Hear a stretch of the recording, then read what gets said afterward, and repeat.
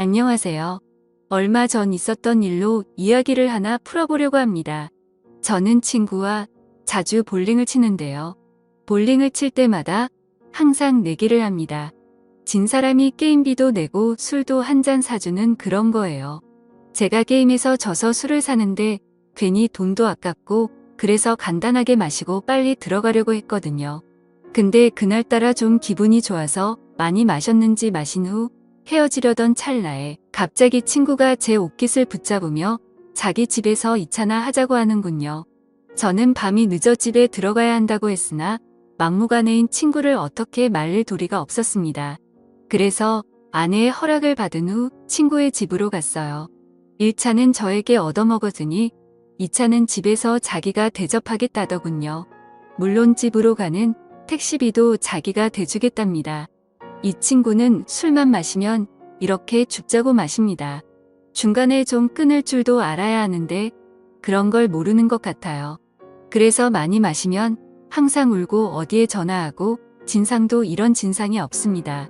그렇게 불편하게 친구네 집으로 향하게 됐는데 아니나 다를까 친구 집에 도착하니 친구 아내가 억지로 웃으며 우리를 반겨주더군요. 거실로 들어온 저는 친구 아내에게 적지 않게 눈치가 보였으나 어쩔 수 없었습니다. 그렇게 그곳에서 소주를 몇 병 마셨을까요? 친구는 술에 취해 쓰러졌고 저는 친구 아내의 안내를 받아 제 친구를 침실로 옮겼습니다. 그래도 다행히 오늘은 별 진상을 안 부리고 이렇게 곱게 자는 걸 보니 괜히 고마운 마음도 들었습니다. 저는 친구 아내에게 폐를 끼쳐 미안하다고 했지요. 그러자 친구 아내는 역시 자기 남편을 이렇게 잘 챙겨주는 사람이 저밖에 없다면서 고맙다는 말을 했습니다. 저를 믿으니까 한 번씩 이렇게 노는 것도 충분히 이해할 수 있다고 하더군요. 저는 친구도 술에 취해 들어 눕게 된 마당에 더는 이곳에 있을 필요가 없어 이곳을 후다닥 나가려는데 마침 친구 아내가 바둑 프로를 시청하고 있는 게 보였습니다. 아까부터 시청하고 있었는데 이제야 제 눈에 들어왔던 것이었죠. 저는 호기심 가득한 표정으로 친구 아내에게 바둑을 좋아하냐고 물었습니다. 그러자 그녀는 어릴 때부터 조금씩 바둑을 했었다고 보는 것도 좋아하고 직접 두는 것도 좋아한다고 하더군요. 그래서 어느 정도 두냐고 물어보니 어디 가서 질 정도는 아니라는 말을 하는 거예요. 동네 어르신들과도 종종 뒀는데 비슷한 실력이라고 하는 겁니다. 저도 바둑을 좋아해서 그 말을 들으니 대충 가늠이 되더군요. 그녀가 엄청난 실력자라는 것을요. 한 번은 제가 어릴 때 한창 바둑 기사가 되겠다며 학원을 다니다가 자신감이 차올라서 탑골 공원 쪽 어르신들에게 도전을 해본 적이 있습니다. 지금 생각해보면 참 아찔한 도전인데 당시에는 이 정도는 해도 될 줄 알았어요. 근데 그 공원에 시간이 남아 돌아서 서성이는 것 같은 그 어르신들이 사실은 엄청난 바둑 실력자들이더라고요. 그 뒤로 부끄러워서 어디 가서 바둑 둔다는 말을 잘 안 하는데 그녀의 말은 정말이지 저를 궁금하게 만들었습니다. 그리고 보통 나이 들어서도 바둑을 하는 사람은 대부분 남자입니다. 여자 바둑 기사가 참 없기도 하고 일반인 중에서는 더더욱 없더라고요.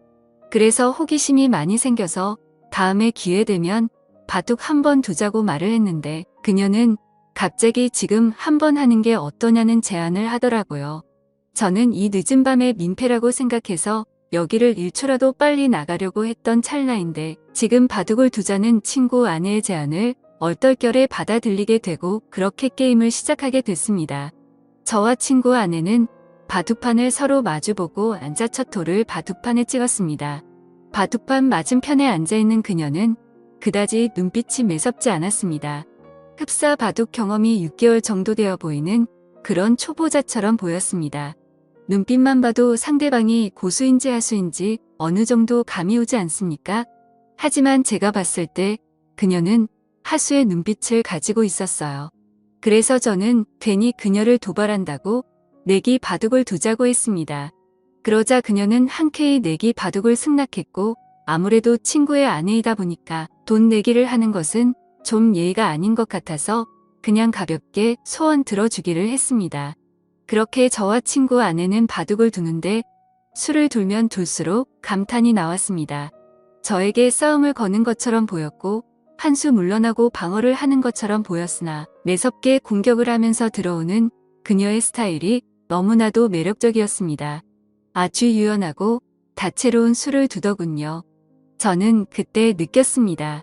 이 정도 실력자면 동네 어르신들과 한 번쯤 자웅을 겨뤄볼 만한 사람이라는 것으로 확실히 초반에는 제가 많이 불리했습니다. 그녀의 눈빛에 방심을 많이 하기도 했고 술도 많이 먹어서 집중이 잘 안 됐거든요. 그러나 그녀의 공격을 몇 번 맞다 보니 술이 확 깨버렸습니다. 초반에 불리한 전세는 조금씩 역전을 하는 듯이 보였습니다. 학창시절 바둑부에 학원까지 다녔다는 장점을 내세워 후반으로 갈수록 친구 아내를 거칠게 밀어붙였습니다. 아마도 그날 바둑을 둔 게 최근 10년간 제가 가장 많이 집중을 한 시간이었던 것 같아요. 그만큼 저도 상대방의 실력에 맞춰서 진심을 다해서 뒀습니다. 위 지역은 확실히 제가 불리했으나 아래 지역을 다 먹게 되면서 제가 이기는 방향으로 게임이 흘러갔지요. 그랬더니 친구 아내의 미간이 찌푸려지며 마지막으로 두려던 제 돌 하나를 빼앗아서 자기 골짜기 사이에 넣더니 바둑판 위에 올릴 수 있으면 올려보라며 못한다면 자기가 이긴 거라며 막무가내로 때를 쓰더군요. 하는 짓이 어찌나 귀엽던지 제 투박한 손은 아무렇지 않게 깊숙한 골짜기에 빠진 바둑돌을 집어들었으나 그녀의 소원이 뭔지 궁금했던 저는 깔끔하게 패배를 인정했습니다. 돌을 던져버린 채 손을 떼며 도저히 못 찾겠다면서 제가 졌으니 소원을 말해보라고 했습니다. 그녀는 민망하다며 얼굴을 붉히다가 제 얼굴을 보지도 못하더니 자꾸만 자신을 뚫어지게 쳐다보는 제 눈빛에 수줍어하는 표정으로 이렇게 말하더군요. 그녀의 소원은 좀 뜬금없었습니다. 갑자기 제가 시간이 되면 술이나 한 잔 사달라는 거였습니다. 저에게 호감을 표하는 게 아닌가 싶어서 기대하는 마음으로 다음날 친구 아내를 만나 술을 마셨습니다. 친구 아내는 오늘 만남은 남편에게 비밀이라고 하더군요. 저는 알겠다고 했어요. 그렇게 우리 둘은 술을 마시며 바둑 이야기를 많이 나눴습니다. 그녀도 바둑에 애정이 많았는지 재미있는 이야기를 많이 하더라고요. 적당히 술을 마신 후 곧장 숙박업소로 갔습니다. 누가 먼저 말하지 않았는데도 자연스럽게 발길을 닿았습니다.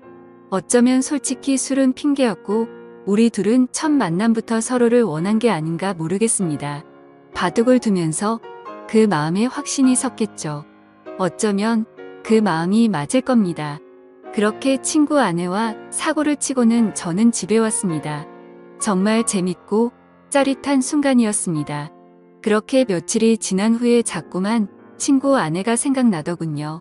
이럴 줄 알았다면 그때 친구 아내 연락처라도 알아둘 걸 그랬다며 혼자 아쉬워하고 있었습니다. 저는 고민하다가 친구 아내가 너무나 보고 싶어서 3일 만에 친구에게 전화해 너희 집에서 술이나 마시자고 했습니다. 친구는 좋아하더군요. 어쨌건 저는 친구와 친구 집에서 술을 마시며 중간에 합석한 친구 아내와 셋이서 재밌게 놀았습니다. 그러자 친구 아내가 그러더군요. 저번에 진 내기 바둑에 관한 복수를 해야겠다고 말입니다. 그렇게 저와 그녀의 두 번째 대국이 시작됐고 저와 친구 아내는 친구가 보는 앞에서 진지하게 바둑을 두었습니다. 친구는 바둑에 취미가 없던지 긴 하품을 내뱉다가 자야겠다며 안방으로 들어가더군요. 바둑은 아무래도 한 게임이 시간이 좀 길다 보니 친구가 지루해하는 것도 충분히 이해는 갑니다. 그러나 지금 이 자리에서 대국을 물을 순 없죠. 끝까지 싸워야 했습니다. 저와 친구 아내는 아랑곳하지 않고 바둑판만 집중했습니다. 그런데 그 짧은 기간 동안 얼마나 연습했던지 그것도 아니면 질 수 없는 전략이라도 짜고 나왔던지 친구 아내가 너무나 잘 두더군요. 저는 손에 들고 있던 마지막 돌 하나를 제 앞 주머니에 넣으며 이걸 빼서 바둑판 위에 저를 대신해 둘 수 있으면 진짜 인정하겠다고 했지요. 그러자 친구 아내는 거리낌 없이 이를 실행했고 저는 아쉽게 패배했습니다. 깔끔한 저의 완패였습니다. 도저히 방법이 떠오르지 않더군요. 그녀는 어린 아이처럼 바둑을 두었습니다. 쉽게 꺾이지 않고 그렇다고 욕심을 내지 않으며 아주 순수한 마음으로 바둑을 두는 게 느껴졌습니다. 잡생각이 많은 어른들은 놓을 수 없는 그런 수를 놓으며 저를 이겨버린 거예요. 저는 소원이 있으면 말해보라고 했지요. 이번에도 내기 바둑이었거든요. 그러자 친구 아내가 갑자기 제게 다가오는데 저는 친구 아내를 밀치며 친구가 안방에서 자고 있으니 이러지 말자고 했습니다. 지금은 불안하다면서요. 그러자 친구 아내는 지금이 아니면 안 된다고 못을 박더군요. 어쨌건 저는 마지못해 선을 또 넘고 말았습니다. 나중에 알게 된 사실이지만 친구 아내에게 듣자니 친구가 2년 전에 바람을 피웠고 이를 자기에게 들켜 용서를 구한 채 지금은 성실히 살고 있다더군요. 그래서인지 몰라도 남편과는 자꾸만 마음의 거리감이 생겨 피하게 된답니다. 하지만 그녀도 여자이다 보니 이렇게라도 해소를 해야겠다고 하더군요. 제가 마음에 들어서 그런 거라고 말을 하는 걸 보니 저를 어떻게 한번 해보려고 이렇게 바둑을 열심히 두는 거였구나 생각했습니다. 마음이 씁쓸해지더군요. 아무렴 어떻습니까? 저도 솔직히 좋다고 생각했으니 좋다고 생각해야겠지요. 어쩐지 친구와 같이 있어도 뭔가 서먹하다고 했는데 역시나 이유가 있었습니다. 그 후로 저는 친구 모르게 친구 아내와 깊은 만남을 이어갔고 그렇게 1년을 만나다 그녀가 헤어지자고 하더군요. 이제는 마음 잡고 가정을 위해 성실하게 사는 남편 뒤통수를 못 치겠다더군요. 그게 이유였습니다. 저는 아직은 그럴 수 없다며 계속 만나자고 했습니다. 친구 아내와 만나며 여러 내기를 할 수가 있어 삶이 즐거웠습니다. 이런 것을 한순간에 내려놓기가 힘들더군요. 우리가 중년이 넘어서면 딱히 인생에 어떠한 즐거움을 찾기가 힘들잖아요. 다른 걸 떠나서 이렇게 즐겁게 바둑을 둘 수 있는 친구가 있다는 게 참 좋았는데 아쉽잖아요. 어쨌건 저는 헤어지자던 친구 아내를 겨우 설득해 계속 만나는 중인데 언제까지 이런 만남이 유지될지 모르겠습니다. 이제 헤어지기엔 이미 저는 친구 아내에게 너무나 깊게 빠져버렸거든요. 오늘의 사연은 여기까지였습니다. 감사합니다.